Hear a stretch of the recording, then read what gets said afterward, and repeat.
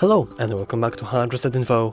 In this video, I will show you how to boost gaming experience on mobile devices on TUF Gaming AX420. Let's begin!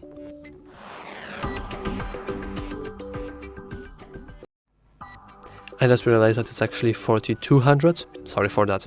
Anyway, we want to head into our game boost and we'll notice that we actually want to use our mobile application and not our admin dashboard, which is exactly what we're going to do now.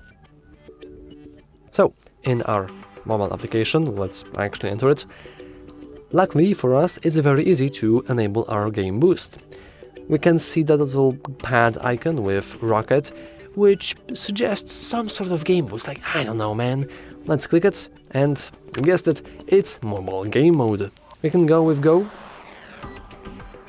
and after a moment, we can see that we have a high optimization, and to be honest, that's all for this video. Like, really, now you can just ignore this, and you can, like, go play your Call of Duty mobile, or Genshin Impact mobile, or Roblox, or whatever, and you should have a better Wi-Fi than you normally do.